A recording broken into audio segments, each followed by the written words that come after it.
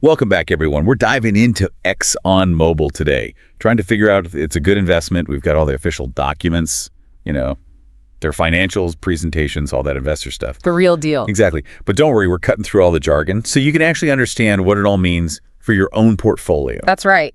We're going to break down their financials, their plans, and how they stack up against the competition, so you'll have all the info you need to make a good decision. Sounds good. So, ExxonMobil, big name, right? That's huge. Huge. In the oil and gas world, they do it all.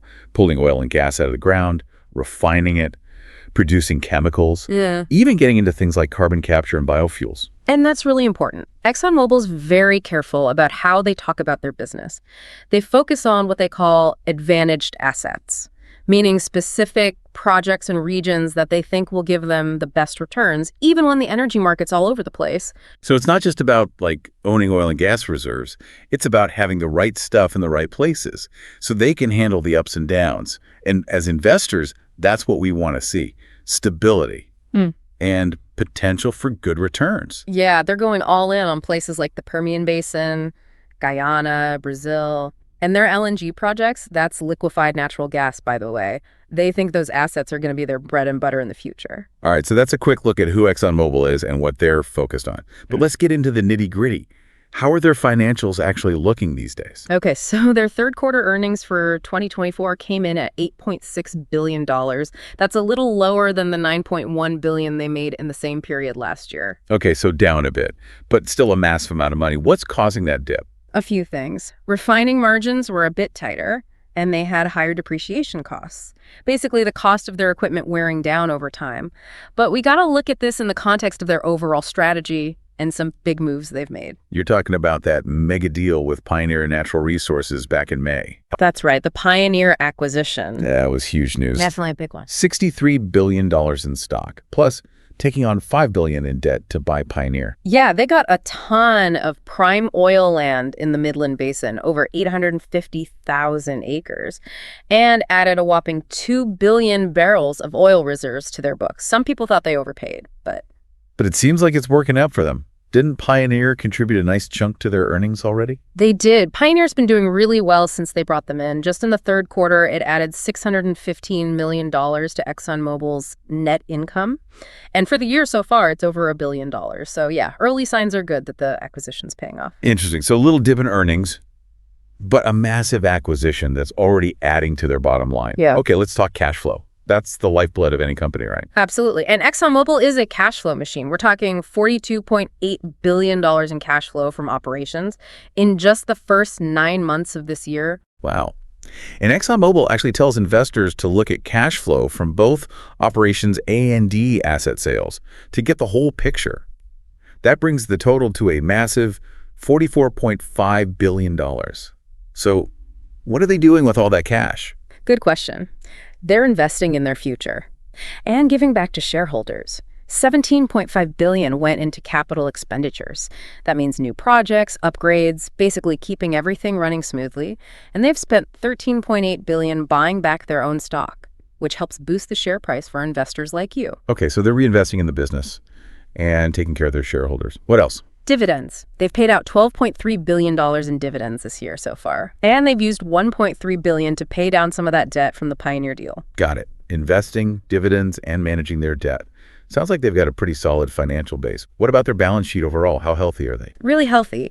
Their debt to total capital ratio, which basically shows how much debt they have compared to their assets, is only 13.3%. It was actually 16.4% at the end of last year. So they're moving in the right direction, shows they're managing their debt well. So they're financially sound, but the energy world's changing fast.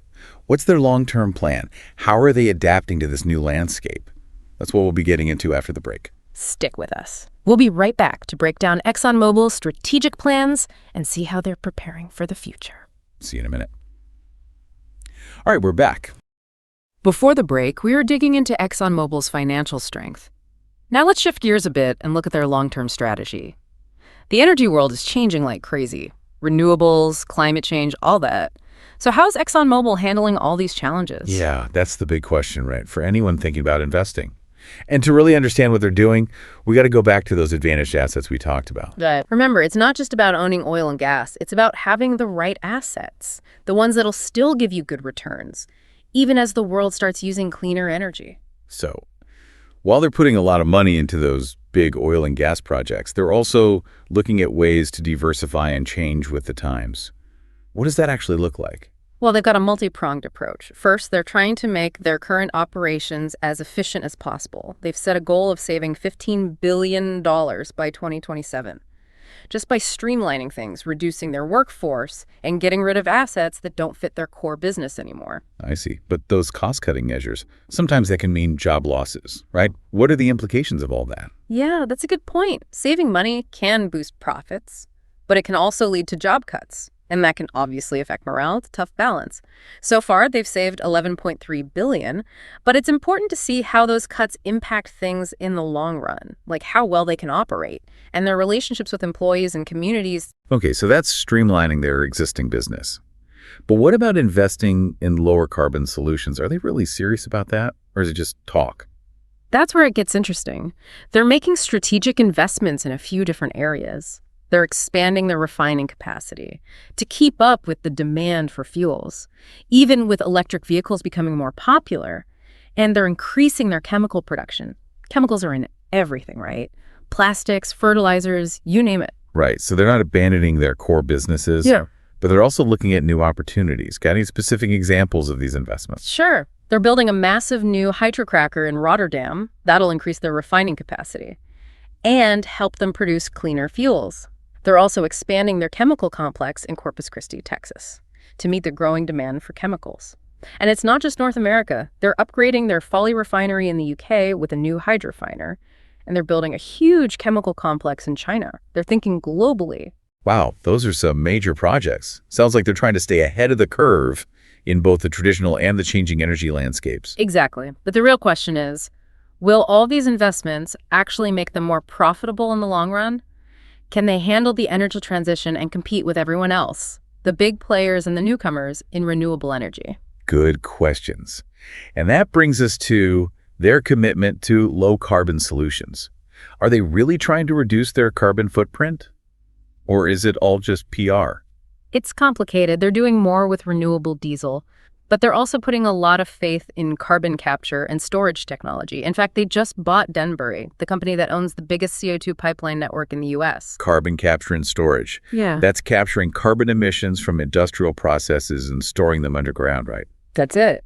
Seems like a promising idea, but also kind of controversial. Yeah, it has its supporters and its critics. Some people say it's necessary to bridge the gap to a cleaner future, because it lets us keep using fossil fuels, but with less environmental damage. Others say it's just a way to keep fossil fuels going longer and delay the switch to renewables.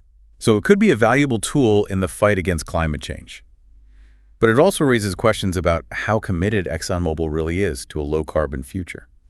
A lot for investors to think about. Definitely. And it's something we have to keep in mind as we figure out their investment potential. They're making big bets on technologies that are still being developed. And whether those bets pay off depends on things they can't control, like government regulations and public opinion. It's a gamble, that's for sure. But before we get into the risks and opportunities, we need to understand the bigger picture, the context that ExxonMobil operates in. Right. To really evaluate them, we got to look beyond their internal operations and analyze the external forces that can affect their performance. Okay, so let's do that. Let's take a look at the industry landscape, the competition, and the market trends that will shape their future. Okay, so we're back, and we've talked about ExxonMobil's financials, their strategy, all that good stuff. Now let's zoom out a bit and look at the bigger picture. What's happening in the industry as a whole? What challenges are they facing out there in the market? Yeah, well, the energy industry is going through some massive changes right now. You've got the push for clean energy, worries about climate change, and all the geopolitical stuff going on. It's a wild ride for companies like ExxonMobil. Absolutely. Let's start with the obvious one, oil and gas prices. They've been all over the place for years. What's the situation now? How's that going to affect ExxonMobil? You're right. Energy prices are always a bit of a wild card. In Q3 this year, crude oil prices were kind of in the typical 10-year range, but a bit lower than the previous quarter. There's just a lot of uncertainty about global supply and demand right now. So a little dip in oil prices. Yeah. What about natural gas? That's a big part of their portfolio too, right? Yeah, and natural gas prices actually went up in Q3, getting close to the higher end of that 10-year range. Strong demand in North America and some worries about supply issues in Europe are driving that. Interesting. It shows how connected everything is in the energy market. What happens on one side of the world definitely affects the other. What about refining and chemical margins? How did those do in Q3? Refining margins weren't great, unfortunately. They were down at the low end of the 10-year range, mainly because there's just more global refining capacity out there, which puts pressure on margins. Not great news for the refining business. What about chemicals? Chemical margins did get a little better, but still below the 10-year average. It's mainly an oversupply issue, especially in Asia. Okay, so kind of a mixed bag on the market conditions front. Now, what about the competition? Who are they up against, and what makes ExxonMobil stand out? Oh, they've got competition coming from all sides. You've got the other big oil and gas companies, Chevron, Shell, BP, all fighting for market share. And then you've got the national oil companies like Saudi Aramco and Russia's Gazprom. They often play by different rules. And don't forget about those smaller independent producers. They're always finding ways to shake things up. It's a packed playing field. So how does ExxonMobil position itself in all of that? What are their strengths? Well, ExxonMobil's got a few big things going for them. First off, their sheer size and global reach is huge. They're operating practically everywhere in the energy world, so they've got access to resources, markets, and expertise that most companies just don't have. Plus, they've been around forever, so they've got a ton of experience navigating the complexities of the energy industry. Yeah, size, experience, global presence, that's a powerful combination. But let's talk about the risks. What are some of the things investors should watch out for? Of course, every investment has risks. One of the biggest ones for ExxonMobil is that whole commodity price volatility thing. They can't really control the price of oil and gas, and those prices swing wildly depending on what's happening globally, the economy, even just speculation. So investing in ExxonMobil means taking on the ups and downs of the energy market. What other risks should people consider? Well, there's increasing pressure from regulators and activists, especially on the climate change front. Governments are getting stricter with environmental rules, and the public is definitely concerned about fossil fuels and their impact on the planet. This could mean higher costs for companies like ExxonMobil, legal battles, and damage to their reputation. We've already seen those lawsuits against oil and gas companies popping up, holding them accountable for their role in climate change. That's not going away. Nope. And on top of that, they've got competition from the renewable energy sector, which is growing fast. Solar, wind, those are getting cheaper and more competitive with fossil fuels all the time. Governments are even throwing in incentives to help speed up the shift to a less carbon-intensive economy. So ExxonMobil's facing a double whammy, adapting to a world moving away from fossil fuels while also competing in the traditional energy market. Exactly. Their future really depends on how well they handle both of those challenges. So we've looked at the strengths, the risks, the competitive landscape. Time for the bottom line. What's your overall take on ExxonMobil as an investment? Buy, sell, hold? That's the million-dollar question, isn't it? It depends. It really comes down to what your investment goals are, your risk tolerance, and how you see the energy industry playing out. Right. Break it down for us. What are the key things people should think about if they're considering ExxonMobil? Well, if you're looking for a company with a solid track record of making money, a strong financial position, and a history of paying consistent dividends, ExxonMobil's not a bad option.